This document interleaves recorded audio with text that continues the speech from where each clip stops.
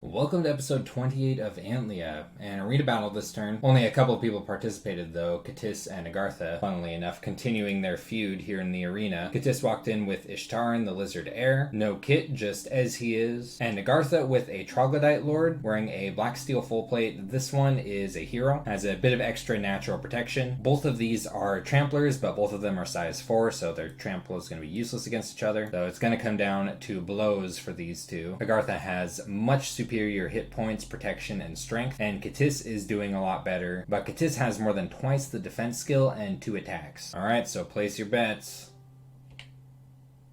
They aren't even hitting each other. Oh, damn.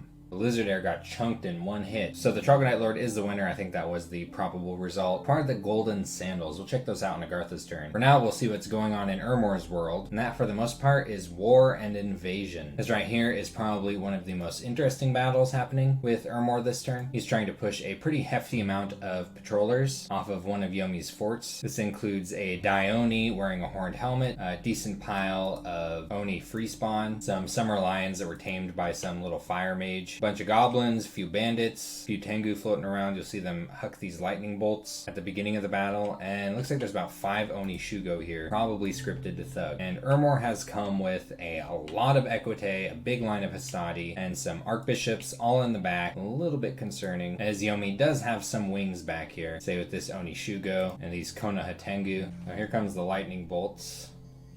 Oh, looks like they might have knocked out a Hastati. That's not nothing. Oni throwing some fireballs. Looks pretty cool. And did some damage to the Equite over here. But here's the big thing. Oni Shugo back here just cast flight on themselves. And they're flying right back here. Ooh, along with the Konoha Tengu. And they're just chopping up Ermor's Archbishops. This is terrible. This is why you need to take attack rear commands into account, especially flying attack rear commands. Fortunately, not all of his commanders are chilling back there. In fact, this Barbarian Chief just knocked one of these Konoha Tengu into the ground. But yeah, he's relying on the Centurion and this Barbarian here, and they're both being hacked at by blessed mist-formed Oni Shugo. So really risky. Meanwhile, I mean, the Equite are just destroying everything. So they do. Though this Dione's holding out somewhat decently. It's trying to rout. There's a bunch of horses in the way. Then with this Oni Shugo right here, a lot of these Equite are just catching fleeing goblins and Oni, cutting them up. Oh, looks like some of the Equite are routing. Had enough of this fear bonus, fear 9 on the Dione. But there it goes, finally off the battlefield, and there's enough sticking around of Ermor's forces. There's no rout. So this was a victory for Ermor, but a very costly one. In the original battle, following enough, the Barbarian Chief and the Centurion were killed. The only survivors were a commander and a single Archbishop. Most of his Equite survived, but about half of his Hastati died. Yomi did lose his Dione in the original battle, but it looks like his Oni Shugos all retreated. Other than that, he pretty much lost every single other unit. Looks like a couple of Konoha Tengu could have survived. There's another decently sized battle here in Grey Barrier. Ermor's actually being invaded by Vanaheim here. Vanaheim's got a Vanadrot leading I think there's like 30 Vanheers right here. Some Herdmen sitting out front, and then there's 3 Vanyarls back here holding lightning spears. Ermor is fielding about 10 augurs. I think this is 20 Hastati right here. It's not very many. A little bit of PD. Kind of concerned with how these Hastati are going to be able to hold off all of this while these augurs do spellcasting. Let's see what these Vanyarls are doing back here. So he just had one of them cast Blessing, and it hit these Vanheers over on the side over here. So these Vanyarls aren't actually picking up the Bless with how he has this scripted, kind of like Charge Body and Windrunner. Meanwhile, these Vanheers over here are getting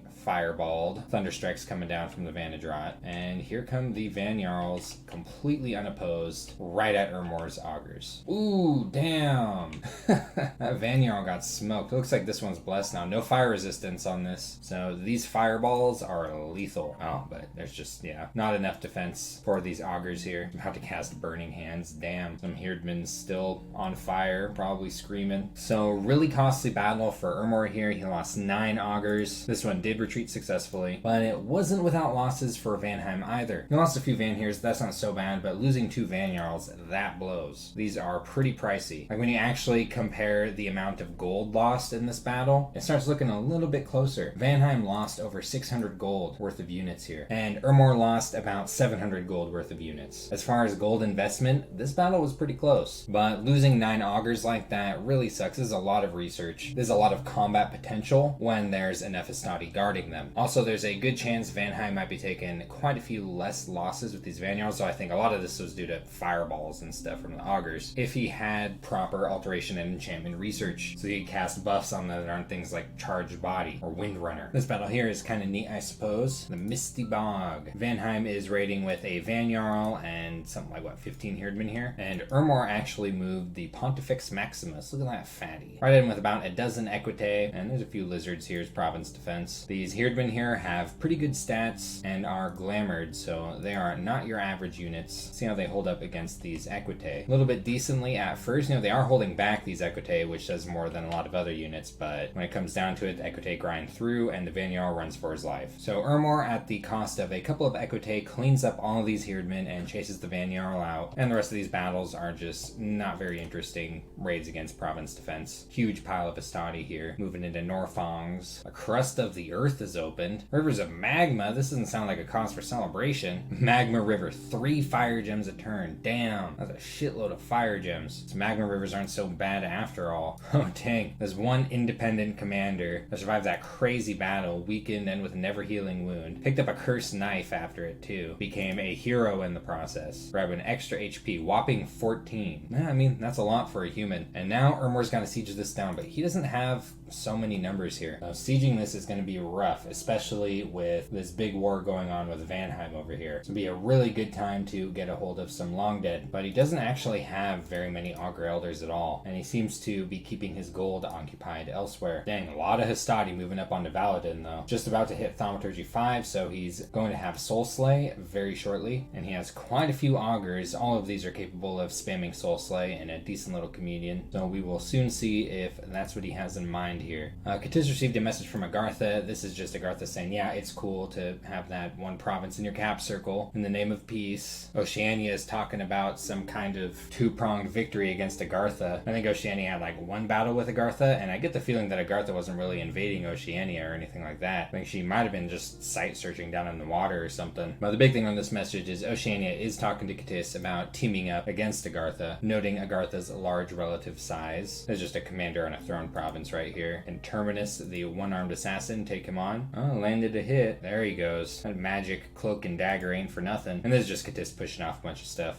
Wait, that's not a bunch of stuff at all. One Amazon pressed into service by this ugly-looking pale one commander left behind by this huge army. No! Annihilated. A magnificent statue was raised in honor of Crocodile Rock. That's right, I get the feeling that Crocodile Rock is a magnificent statue himself. And yeah, he's moving in on this throne now. Looks like he's not employing that many mages. Got a couple with some Horde of Skeletons casting. The Quaddles on this crazy script here. With all these nature gems that he doesn't own, might consider spamming out some Swarm or Haste or other things that use these magic gems. Just because might as well. It's not like he can take them from the Quaddle. Get a little more power into his army while he has it. So we'll have a decent throne battle next turn. Other than that, he's pretty much just focusing on research elsewhere, doing a little bit of foraging, Amulet of Anti-Magic, Whip of Command, some sight searching. Say with this Nature Air Mage over here. Soon is going to hit Conjuration 4. Not a whole lot going on here. Maybe thinking about Light of the Northern Star, since he's recruited so many shamans. Maybe Voice of Aspu. Do some water sight searching. I'm not sure. But Evocation 5 is the research goal after that. Agartha has received a message from Shabalba. Shabalba is desperate for Earth Gems, offering Water and Fire Gems, and is offering 1-to-1, which I'm not sure if that's the best deal when it comes to Earth Gems. I'm not 100% sure how Agartha prioritizes their national summons. I do know that Magma Children aren't a joke, and you do use Fire Gems to get a hold of those. And Agartha did win the arena battle this turn. Let's check out those sandals that this troglodyte got. Defense skill +5, command bonus of 25, luck, quickness, and a bonus to map move. These are actually damn good for the boot slot. Too bad it's on a freaking troglodyte lord. That being said, this thing has probably turned into quite the thug chassis here. Just needs a little bit more gear. Oh, yeah, barely benefiting from the map move bonus. At least from these hills here, it's not getting anywhere more than a province away. But he's looking pretty decent on his defense skill now, and luck and quickness is pretty powerful. Here's something interesting. Looks like Agartha is in fact poking at Ermor. Moving in Joan Jet with some Great Olms, sitting behind a box of heavy infantry and Cavern Guard. I'm not sure if this is full-blown invasion or if Agartha is just muscling a few provinces while she sees this going on down here, but I have a feeling that it's full-blown invasion because this huge army is moving into Forest Pine over here, and I'm guessing next maybe onto Nifel. And what's crazy about this army is she has just as many units staying behind here at Bayville, so she could back that up or move this army where she needs to, or defend over here in case Oceania tries to pull something with this army. And of course there's this huge ass army over here that is moving south in through the pond to the north of Ermor's territory, so we could be seeing a pretty big invasion right here, I'm thinking, from Agartha. Now this is also funny. Agartha is going to ping this throne with Earth Soul set to retreat. Now we all know what Oceania has been doing on this throne. There is one commander sitting left on this throne, and if Oceania manages to pull him into the water, that is it. One of these commanders could potentially take this province. Would be pretty funny if Agartha ended up with it after all of the work that Oceania has given into it. Dang, look at that. F4. She's hitting Evocation 5 next turn, so she might be using some firepower pretty soon here in her armies, and then is rolling right up Enchantment 6. Her Oracle ended up being an Earth random, which Earth 4 is still really freaky. I'm not sure if she wanted the Fire 2 for,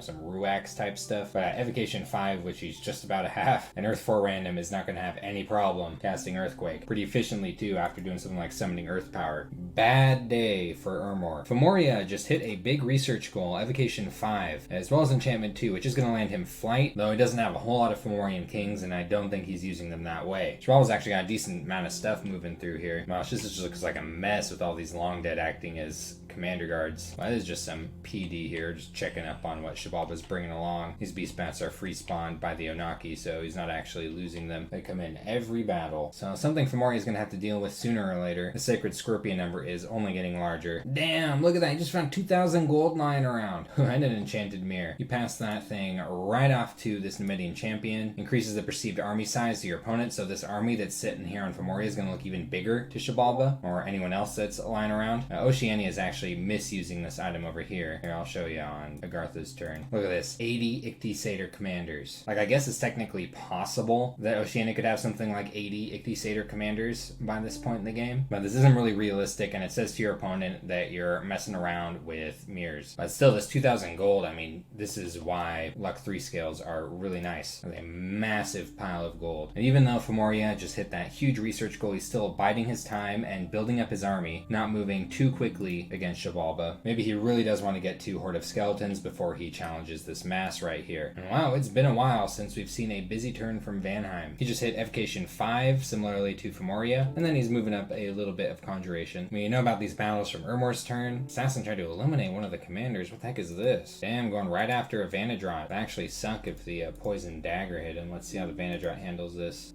Blessing, Thunderstrike. Okay. Damn, he just fried that dude. Whew.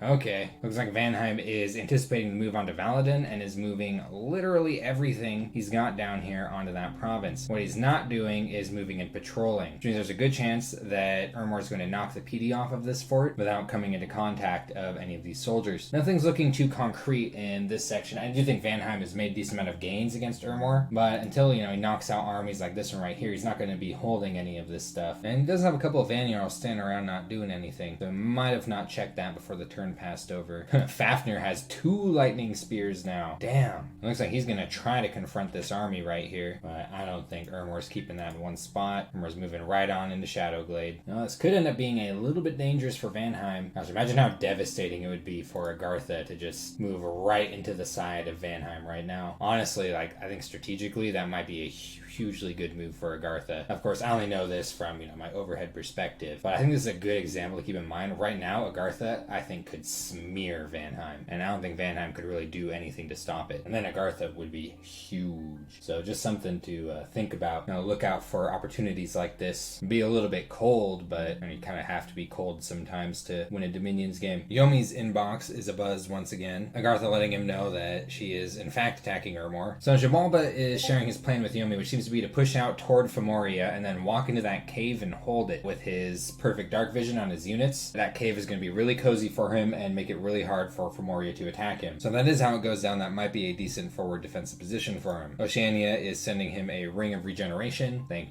payment of any kind of gems is fine. And Oceania just speculating about where Agartha is going, which we know is Ermor, but Oceania thinks is going to be either him, Vanaheim, or Femoria. Now, Yomi lost a decently big fight here on Lati, and it's also interrupting his recruitment here when it comes to commanders, things like that. And he doesn't really have anything to push these forces off. Like, they're not sieging very quickly. It's taking him a while to break through the defenses on this fort. But what does Yomi have exactly to do anything about this? He's got quite a few gems, but he's not doing a whole lot of summoning. I have Evocation 5 next turn. Unfortunately, I don't really see anything that's giving him that's too significant with the mages that he currently has. Funnily enough, he did just empower one of his Nominaries and is having it just make Rings of Regeneration. Could have just waited another turn, but he didn't know that Oceania was in fact making him Rings of Regeneration until now, because that cost a lot of nature gems. He's not getting very many nature gems. Like, sure, he'll always have this N2 now, but youch, that was a really expensive empowerment. But I think Yomi's plan right now is just to endure. Ermor has been significantly weakened by the war with Vanaheim, and Yomi might just be able to push through this. A few lucky events would be nice. He does have luck 3, but right now he's getting what? Like, people lazing about on his capital. Did find a few nature gems. Could be worse. Shibalba is still hitting all of those little research goals. A few more sacred scorpions, raiding out into Fomorian territory. Lots of random events, and none of them good. Looks like a drought might be coming on his capital. People emigrating within his territory. Only half of them are showing up to the other province. Killing some fakers, causing some unrest. And yep, just as he said, it looks like he's going to try to move right into this cave, nice and cozy. He is right, though. He is going to be cozy in there. All these bats are blind. They just don't care about the fact that things are dark. Long Dead have spirit sight. They can see perfectly in darkness. Sacred Scorpions have a whopping dark vision value, so they should be just nice and at home in that fancy cave. He's using some of his gold to build a fortress over here. I think he might be saving up a little more to build a fort maybe in Endless Caverns, and he might get a little triangle of defense going here. Might be enough to hold off against Femoria or maybe sue for peace or something along those lines. We will see, but I do imagine that Fomoria's vision is a little bit red tinted after what happened between Shibalba and Yomi. And Oceania is busy at work. Oceania received an interesting message from Katis. Katis is saying they might actually attack Femoria. It's starting to look like a bucket of water has been thrown over Ermor. Shibalba is also asking Oceania for some help, I presume, in the war against Femoria. He did not quite grab that witch doctor this turn, so this attempt did not succeed. That is all that's left there, but he's trying right again. The difference between his attempt on pinging this throne and Agartha, I think Agartha is just trying to see what's there. She probably doesn't have any idea that he's doing this with his sirens. I don't see how she would, though she might get that idea next turn. Well, Oceania is pinging a little differently. He's got this commander way up at the front on a retreat command, and this unit on an attack rear. There's actually a pretty decent chance of this taking this province, unlike what Agartha has with her mage over here. But like I said, I don't think she's actually expecting there to be anything here. She's just seeing what's on it. So if Oceania manages to lure this next commander this turn, Oceania should end up with this province. And now he's making all the gear over here. Shambler skin armor that's going to make it so that these aquatic mages can go onto land. I think some ice helmets. Drowning Dutchman is having a shifting loadout. It's holding a frost brand now. Ring of Regeneration. Pretty gross. Oh, Robe of the Sea. That's a water empowerment item. This throne here seems to be the main focus. But other than that, still isn't moving up on Agartha. A lot of focus on aquatic summoning. Much more defensive than offensive when it comes to the prospect of war. That has been turn 29 of Antlia. We've got a throne attempt coming up from Katis next turn, and Ermor is getting invaded in from all sides. Talk of some other wars potentially starting soon, and we'll see if Oceania finally gets that throne in the next episode.